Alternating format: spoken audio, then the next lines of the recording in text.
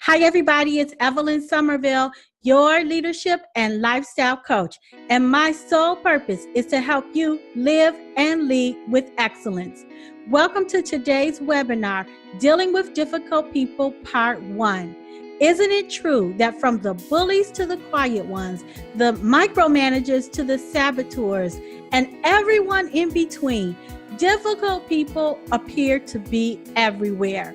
As a leader, a person of influence, and a person of transformation, it's your responsibility to make sure you have the communication skills, the emotional intelligence, and the emotional competence to break down barriers of misunderstandings and problems and work hand in hand with these people who you may call difficult people.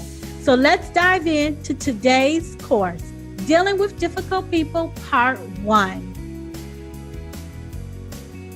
To effectively deal with difficult people, you'll need to learn to separate the behavior from the person and begin to see them for who they really are and not how you perceive them to be. We'll need to see them as people having difficulties and not as difficult people. Our perceptions are most likely distorted by our own biases and our own emotions. The goal is to see things as they are. Where we are right now is we see things as we are, not as they are. Our current view is what may be considered the autobiographical view. And what this means is that we're prone to view and judge people based upon our own life experiences and our own frame of references.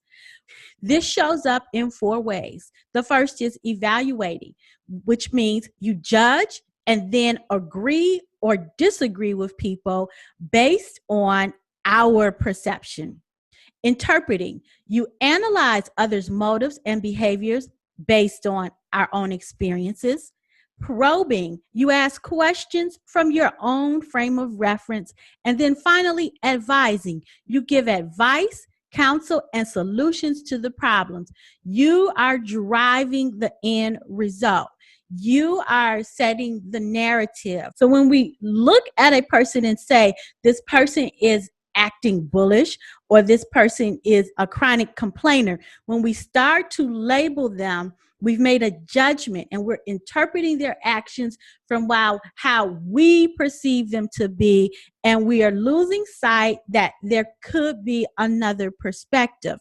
What happens with this, I believe, is that we start to build up resentment towards the other people.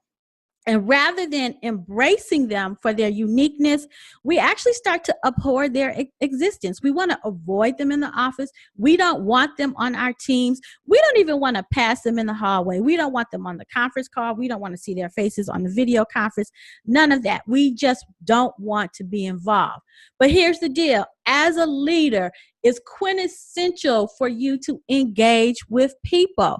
And if you dislike a person, then you're not going to be able to lead them. They're going to feel that energy from you. So it's important here to begin to think, how do I move beyond where I am currently? The leader, I would suggest to you, needs to be in a position of influence and transformation.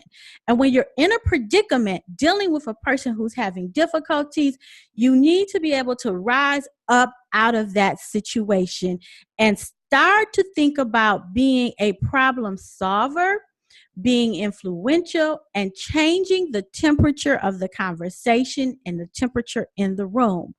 Keep in mind this quote from John Maxwell: you can like people without leading them, but you cannot lead people without liking them.